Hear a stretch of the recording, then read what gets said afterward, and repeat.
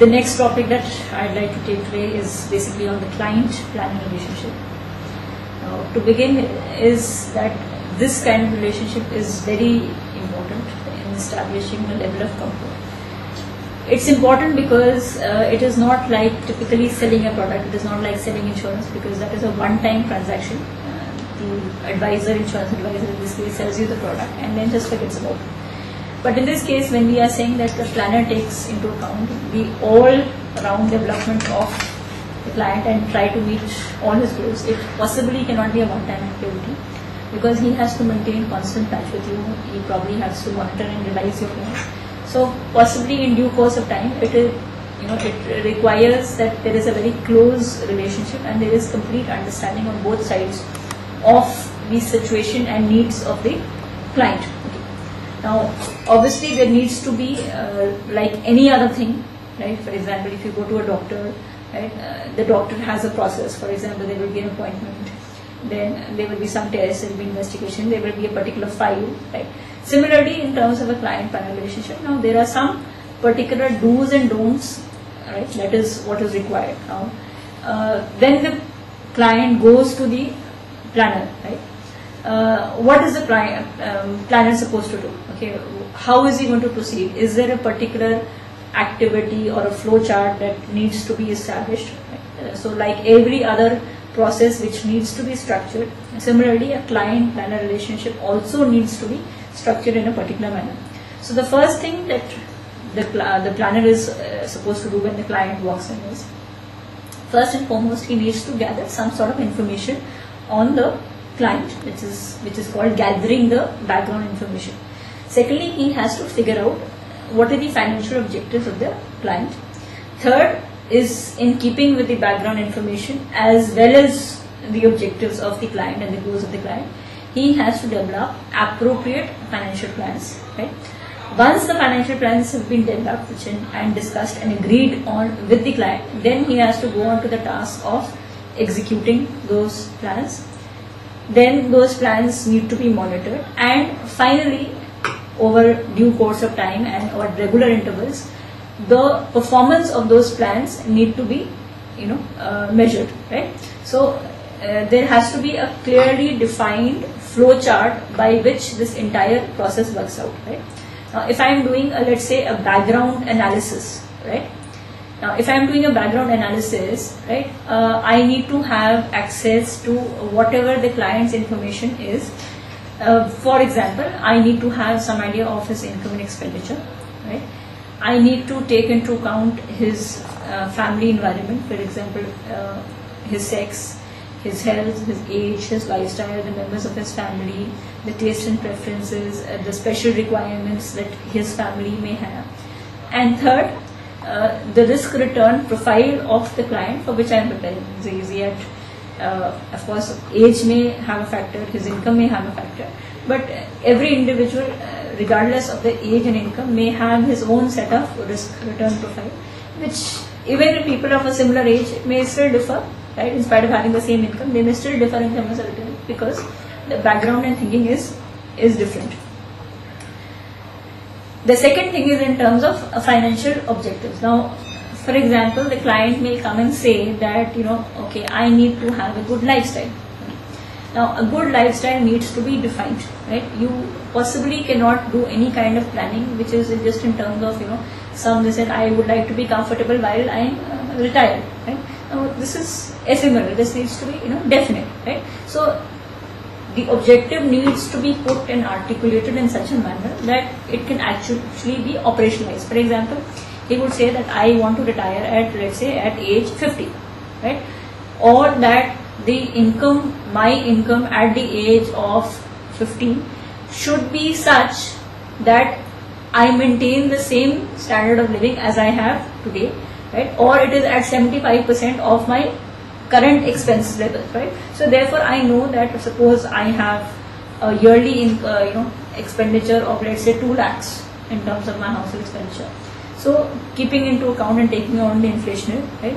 And 75% of that. So in today's at the age of, let's say, the person is 35. So in 15 years time, I will take into account the inflation, and 75% of whatever is 2 lakhs is and adjusting an inflation. So I need to figure out that much of income he should be able to generate, that he is able to have that kind of income at retirement, right?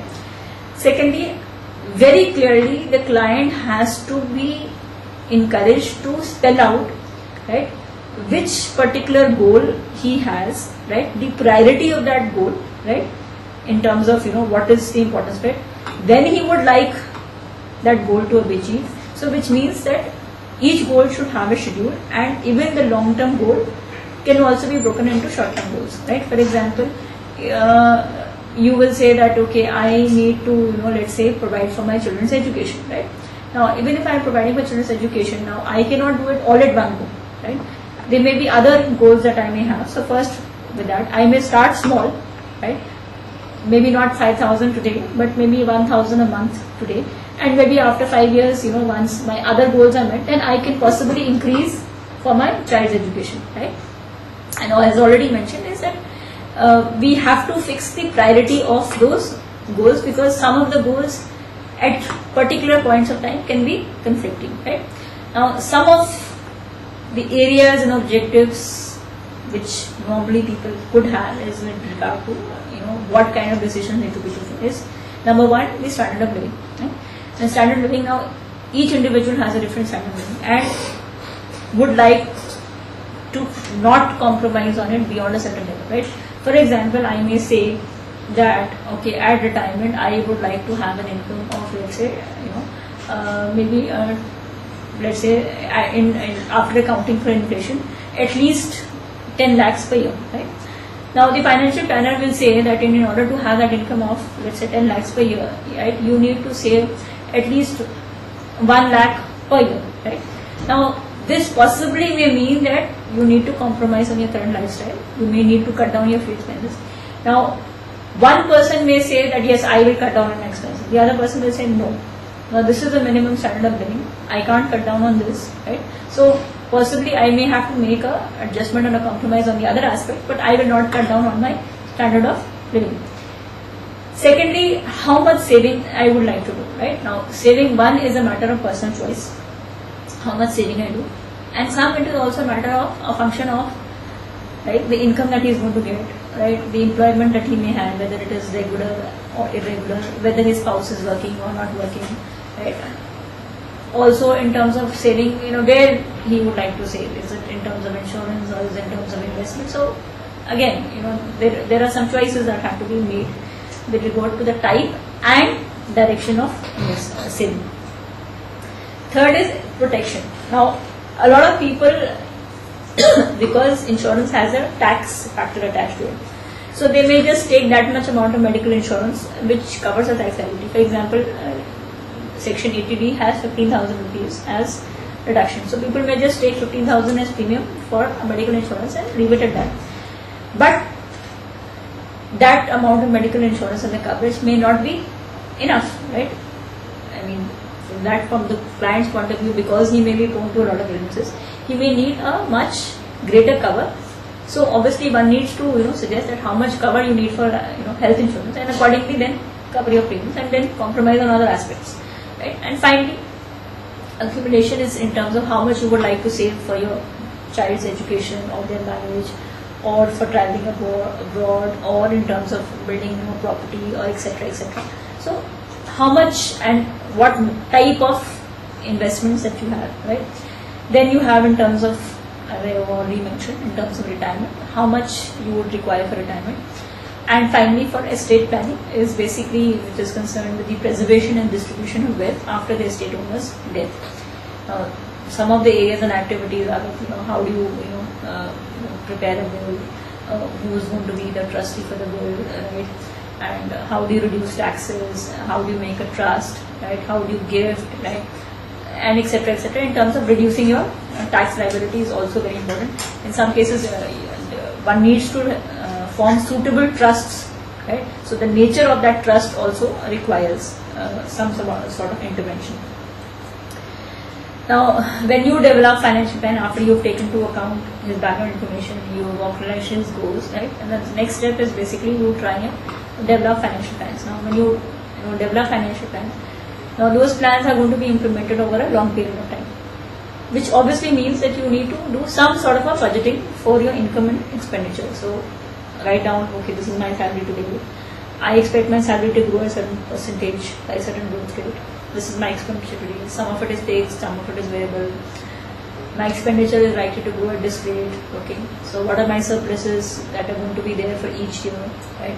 How much I need to invest in various financial instruments. Those financial instruments in itself will also have certain cash flows attached to them. So how to reinvest them, and what particular maturity or which financial product is going to be used to meet which particular financial goal. So a comprehensive set of financial plans need to be created over, let's say, 5 to 10 or 15 years, depending on the time horizon of the client, right? And also looking into the tax implications of the same. Now, once a financial plan has been developed, okay, now let's assume that we settled on that, okay, this is the amount of investment that I need, this is the amount of return that I need. So now obviously in that case I would suggest the particular investment product that I would do. For example, now I will say that I need 60% equity and 40% debt. Now in equity I would have to further say that equity, okay, one is equity mutual fund and one is direct investment in, let's say, shares. Now obviously which kind of shares, which kind of equity mutual fund, what kind of debt mutual fund, what kind of debt instruments. So I obviously need to ensure that there is some process by which I can ensure that those particular products are purchased, because again there is a choice in terms of which product provider is going to be chosen and which particular instrument, specific product in terms of risk return characteristics and performance needs to be chosen, right? Once that is done, right, and you have done that, and then the last stage is in terms of monitoring the plan.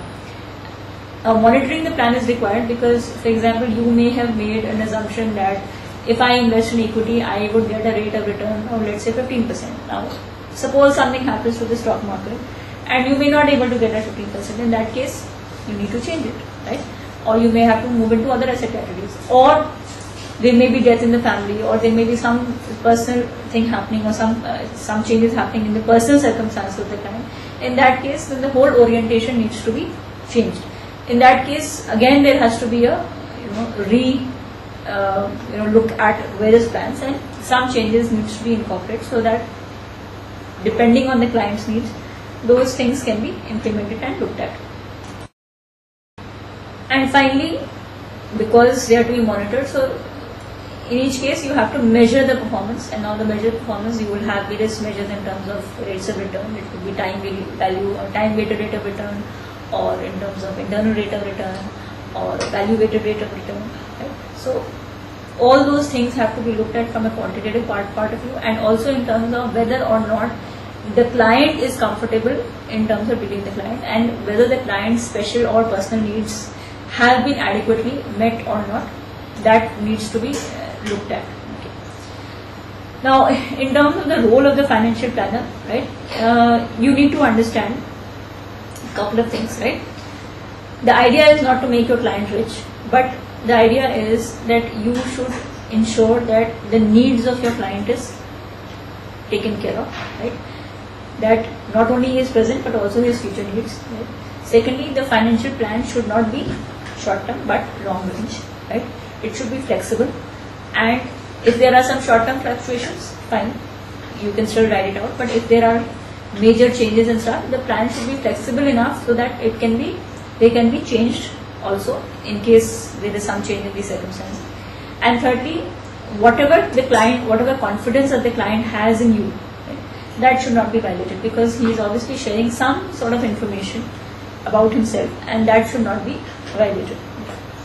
Now, because of these factors, there is a certain amount of documentation that is required from the planner's side. Okay.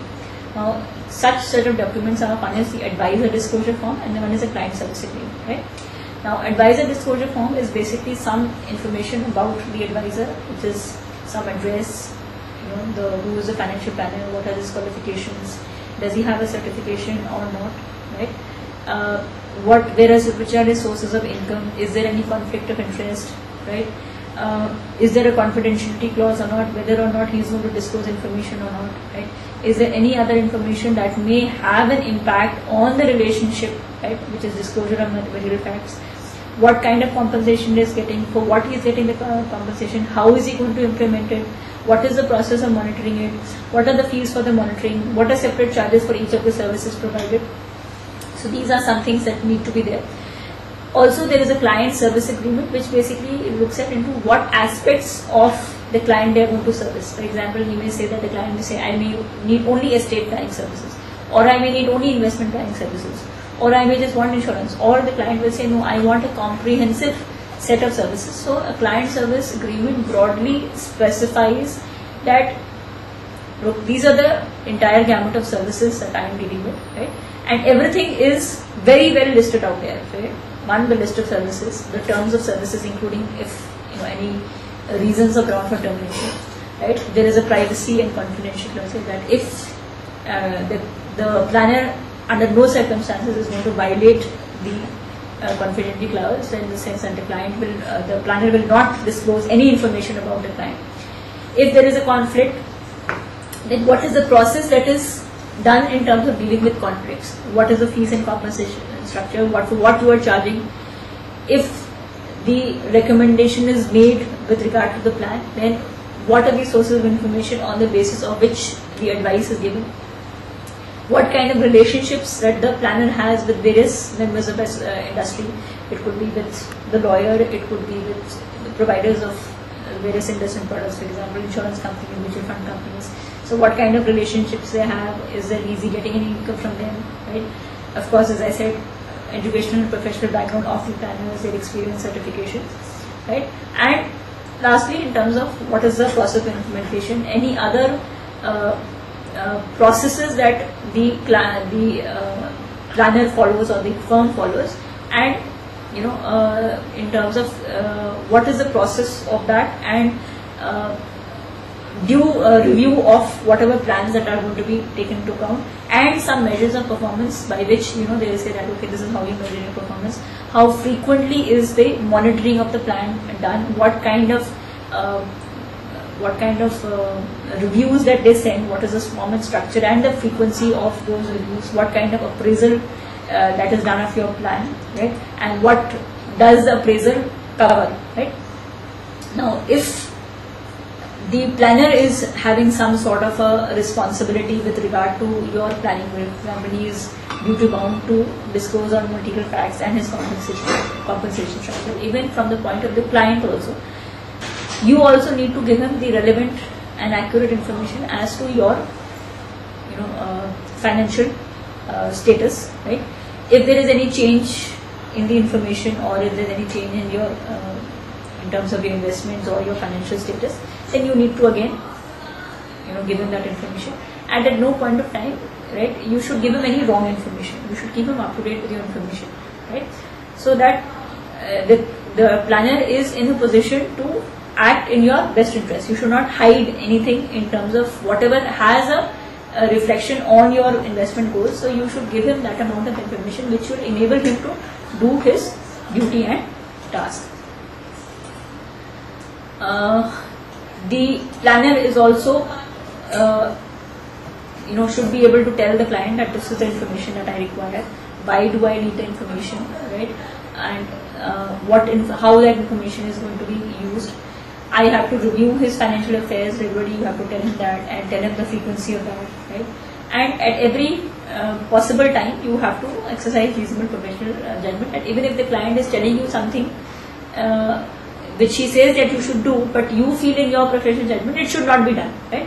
So in that case, even in those situations, you should exercise your judgment and say that, no, you're asking me to do this, but possibly this is not in your interest, and whatever step that you're taking in terms of execution of the plan, you should get his written signatures on that, so that both of you are in agreement about what is to be done. It is your job also to educate the client and convince and be in agreement with the client, so that both of you are at the same level, that what is being done, the client should also know what you are doing, and you should also be able to convince the client that at no point of time is anything going to be done which is against his interest, right? So both of you, he and the planner, should be in agreement with the same level of knowledge and information, right? Now, in spite of all these disclosures, there is always a possibility of some sort of a conflict. Right? Now the client may definitely have a particular situation that he feels that the planner may not have acted in his best interest, or may not have provided him complete information, or he may have played around with his money, right, and exploited him. So in that case, there needs to be a grievance handling mechanism. Now, as far as the FPSP is concerned, there is a code of ethics, right? There is there is a charter and there is a code of various kinds of things that these are the do's and don'ts that one needs to be done, right? But nevertheless, because of the nature of activity provided, right, the client may still feel, right, that the planner has not acted in his best interest, and therefore there needs to be some sort of a grievance handling mechanism. Now, the first point is always the code of ethics and professional responsibility, which is a self-regulatory thing, right? And each and every planner should abide and adhere to those professional ethics. In case it goes beyond that, then in that case, the client should have the freedom to write to the board and say that this particular, there is a particular conflict, and that the particular planner has not abided by the code of ethics, and he has indulged in some unethical conduct, and that whatever standards or whatever professional conduct laws and regulations have been there, they have not been abided by. So therefore, a formal complaint needs to be lodged. Okay. Now, the grievance handling mechanism is basically, the first thing is that you receive a written complaint from the client, and then you further investigate it. Right? You ask both the parties to give their stand on it. The client may have its issues, the financial planner may also have a viewpoint. So the viewpoint of both the parties need to be taken into account. Right? Then once a written investigation is made, and then some charges are levied, and then again both parties are required to give a written reply. Then once from both the parties you have reports, replies, suggestions, you take into account the viewpoint of everybody concerned, then of course there is an appropriate vote, right? The board hands out some sort of a censure or disciplining, right? Now the disciplining could be in terms of a private letter of censure, a public letter of admission, right? Then it may be go to a suspension, temporary suspension, and using the CFP certification. And of course, if the offence is very serious, then they can also be permanent revocation, right? But at any point of time, there should always be some, from the point of view of the planner should also be given a chance to represent his case, right? So in case he wants to appeal against this, there should be some system by which he can professionally again appeal against this and say that I need to further get into I need to further use these services of the board in terms of ensuring that a proper system of grievance is there, and that just on the simple complaint of the client, the planner should not be needlessly reprimanded. So this is in terms of a grievance handling mechanism, and that is some of the basics of the client-planner relationship.